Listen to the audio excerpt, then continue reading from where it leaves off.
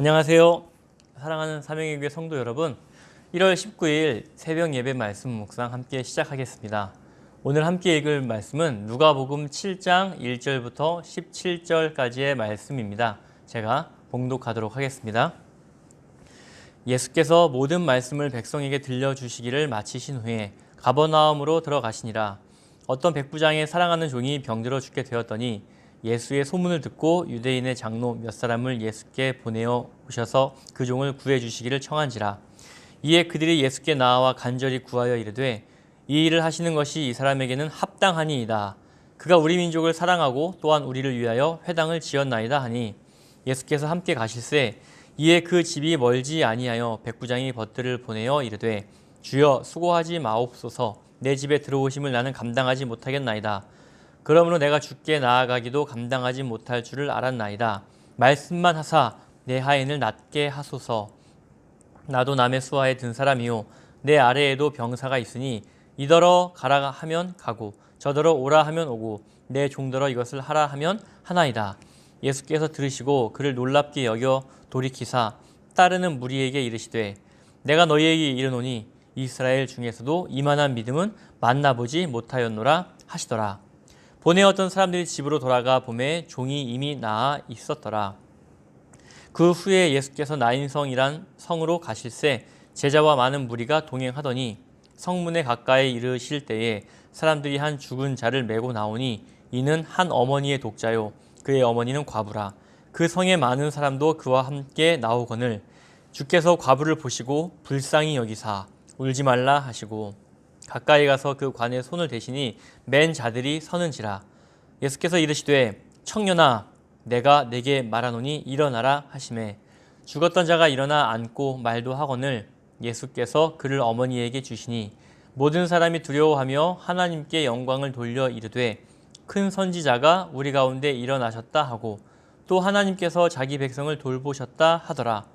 예수께 대한 이 소문이 온 유대와 사방에 두루 퍼지니라. 아멘. 사랑하는 성도 여러분, 누가 은혜 받을 만한 자인가요?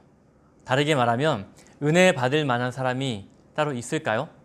어떤 자격이 있어야 은혜를 받을까요? 은혜 받을 만한 자격이 있는 것 같기도 하고 없는 것 같기도 합니다. 오늘 본문에서 이 은혜 받을 만한 자가 누구인지 잘 이야기해 주고 있습니다. 오늘 본문은 두 가지 이야기가 나옵니다.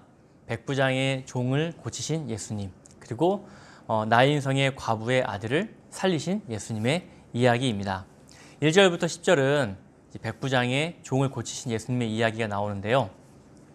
오늘 나오는 백부장은 종의 병을 위해 예수님을 찾을 정도로 종을 존중하고 깊은 유대 관계가 있었습니다. 백부장이 종을 사랑하는 마음이 느껴집니다. 백부장은 100명의 군인을 통솔하는 로마 장교입니다. 그는 이방인이었죠.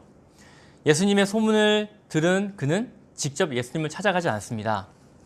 유대 민족 문화를 존중한 백부장은 이방인으로서 유대인인 예수님을 직접 찾아가는 것이 좋지 않다고 생각했을 것입니다. 유대인 장로 몇 사람이 백부장을 위한 간절한 마음을 보이는데요. 본문 4절입니다. 4절 읽겠습니다. 이에 그들이 예수께 나와 간절히 구하여 이르되 이 일을 하시는 것이 이 사람에게는 합당하니이다. 유대인 장로들이 이 백부장을 위해서 예수님께 직접 찾아가는 정성을 보입니다. 이 4절 말씀을 표준 세번역으로 읽으면 이렇게도 나옵니다. 그는 선생님에게서 은혜를 받을 만한 사람입니다. 은혜를 받을 만한 사람이라는 겁니다. 이 유대 장로들은 이 백부장에 대해서 왜 이렇게 생각하게 된 것일까요? 5절을 보면 알 수 있습니다. 장로들은 이렇게 말합니다. 그가 우리 민족을 사랑하고 또한 우리를 위하여 회당을 지었나이다. 장로들은 여기서 우리를 두 번 사용합니다. 우리를 사랑했다. 또 우리를 위해 회당을 지었다는 겁니다. 요약하면 백부장으로 인해 우리가 혜택을 받았으니 은혜에 보답하는 것이 당연하다라는 식으로 보입니다. 그렇지 않나요? 오늘 백부장 이야기는 매우 유명합니다. 그 이유는 예수님께서 놀랄 만한 믿음을 보여준 사람이 바로 이 백부장이기 때문입니다. 예수님은 이 백부장의 믿음을 매우 놀랍게 여기셨습니다. 이제까지는 사람들이 예수님에 대해서 놀랐다면 이번에는 예수님이 이 사람으로 인해 놀라십니다. 6절과 7절은 예수님을 놀라게 한 이 백부장의 믿음이 무엇인지 잘 나오고 있습니다. 먼저는 백부장의 믿음은 겸손이었습니다. 백부장은 이렇게 말합니다.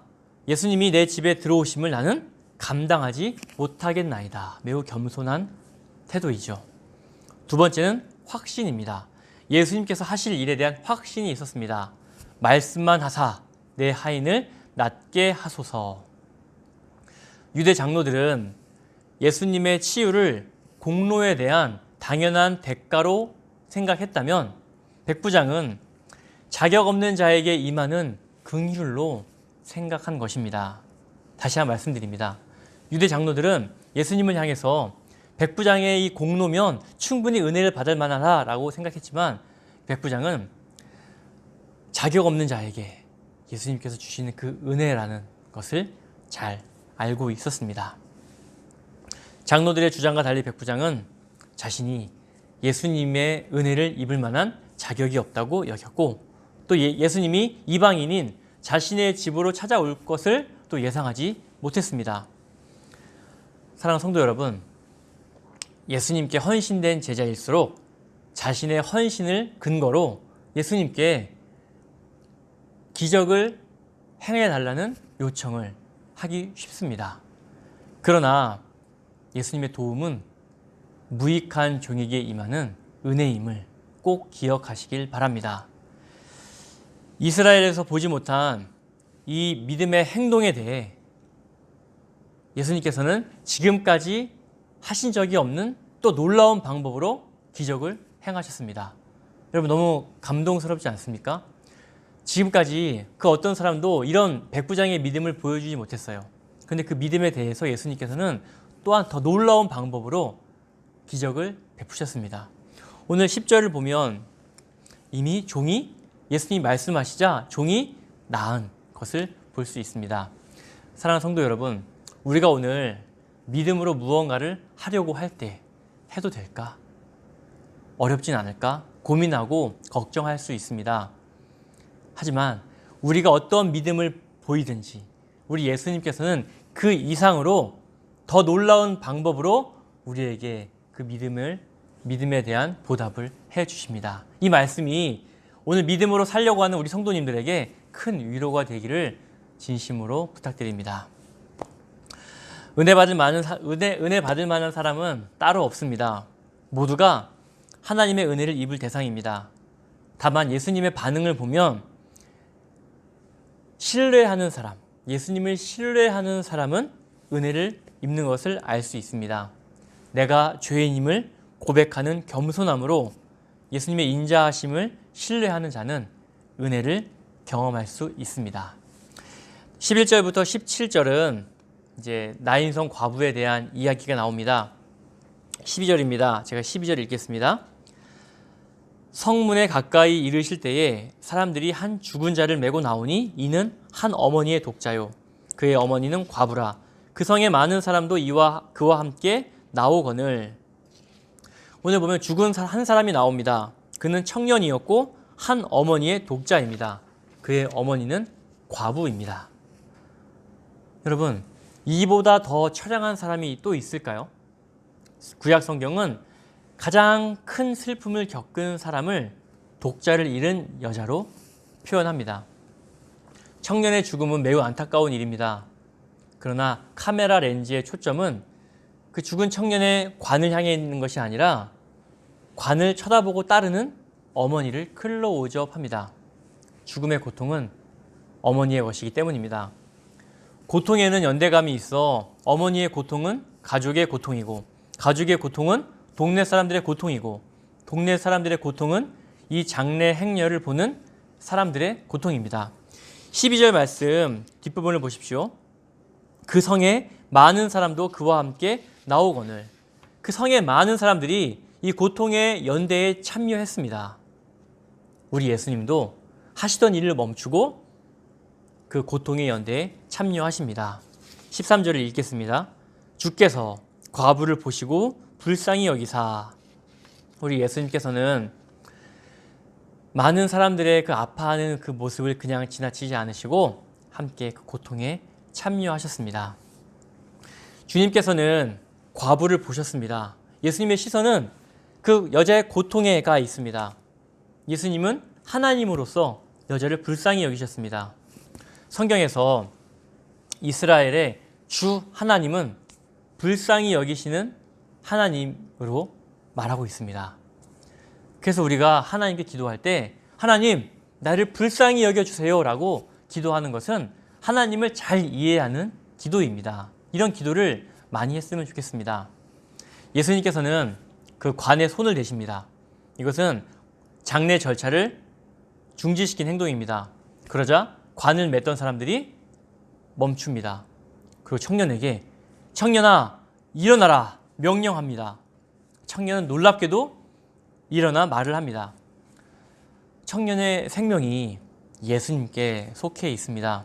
예수님은 이제 이 아들을 어머니에게 주십니다. 예수님께서는 이 청년을 살리심으로 청년의 장례식을 살아난 아들의 생일잔치로 바꾸셨습니다. 놀랍지 않습니까? 어떻게 이런 일이 일어났을지 감히 상상조차 할 수 없지만 예수님께서는 장례식을 이 청년의 생일로 바꿔주신 겁니다. 이 광경을 본 사람들이 어떻게 했을까요? 16절을 보면 모든 사람이 두려워했다라고 말합니다. 근데 이 두려움은 하나님의 임재를 경험한 사람들에게 나타나는 반응입니다. 우리는 놀라운 기적을 보고 하나님께 영광을 돌리면서 큰 선지자가 우리 가운데 일어났다 기뻐합니다. 그리고 하나님께서 자기 백성을 돌보셨음을 고백합니다. 하나님께서 자기 백성을 돌보셨습니다. 여기 돌보셨다라는 말은 방문하다라는 의미이기도 한데요. 우리 하나님은 자기 백성을 방문하시는 분입니다. 이스라엘이 이집트 노예로 고통당할 때 하나님께서 자기 백성을 방문하셨습니다. 나인성의 청년이 살아난 사건은 하나님께서 자기 백성을 구원하시기 위해 방문하실 것이라는 기대가 성취된 사건입니다. 예수님을 통한 하나님의 방문은 이스라엘에게는 하나님의 큰 은혜입니다. 하나님은 예수님을 통해 고통 중에 있는 사람들을 신방하셨습니다. 사랑하는 성도 여러분, 하나님께서는 우리도 찾아오십니다. 예수님을 통하여 우리에게도 찾아오시는 분이십니다. 그때 우리 안에 있는 고통과 슬픔이 바로 기쁨으로 바뀌게 될 것이고요. 우리 가운데 찾아오실 하나님을 기대했으면 좋겠습니다. 그리고 간절히 소망했으면 좋겠습니다. 이스라엘 백성들이 이 과부의 독자의 죽음으로 인해 슬퍼했다면 이제는 기쁨의 연대로 바뀝니다. 아들의 살아남은 어머니의 기쁨이고 어머니의 기쁨은 나인성의 기쁨이고 나인성의 기쁨은 이스라엘 백성 전체의 기쁨으로 바뀝니다. 예수님의 방문이 슬픔을 기쁨으로 바꾸는 계기가 되었어요. 긍휼의 예수님이 한 사람의 인생을 신방하시면 그 사람을 통해 기쁨이 확장될 것입니다. 오늘 말씀을 정리하겠습니다. 예수님께서 놀라신 믿음은 바로 겸손과 확신입니다.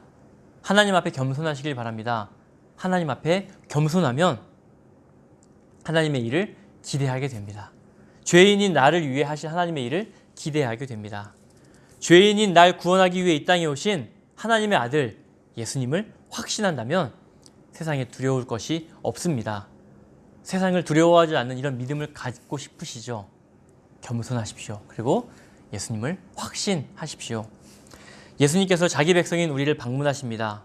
여러분, 하나님의 아들 예수님께서 우리의 인생에 찾아오신다고 생각해 보면 얼마나 기쁠까요?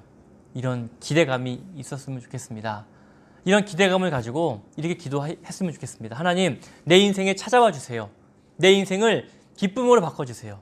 그럼 내가 세상에 하나님의 기쁨을 전하는, 기쁜 소식을 전하는 사람이 되겠습니다. 하나님, 오늘 나와 함께 해주세요. 이런 간절한 마음으로 오늘 하루를 사는 성도님들 되시기를 진심으로 축복합니다. 제가 기도하겠습니다. 좋으신 하나님 아버지, 우리 예수님께서는 겸손한 자에게 찾아가셨습니다. 스스로 은혜 받을 만한 자격이 없다고 여긴 이 사람을 하나님께서는 돌아보셨습니다. 또한 자기 백성을 찾아오시는 그 하나님의 놀라운 사랑을 보았습니다. 하나님, 나에게도 찾아와 주십시오. 나의 고통과 슬픔을 기쁨으로 바꿔주십시오. 나를 통하여 많은 사람들에게 하나님의 기쁜 소식을 전하게 하여 주옵소서. 오늘도 내가 믿음으로 행동할 때에 두려워하지 않게 하시고 하나님을 신뢰하며 하나님이 나를 보호하실 것이라는 확신을 갖게 하여 주십시오. 우리에게도 하나님 동일하게 역사해 주십시오. 예수님의 이름으로 기도드리옵나이다. 아멘.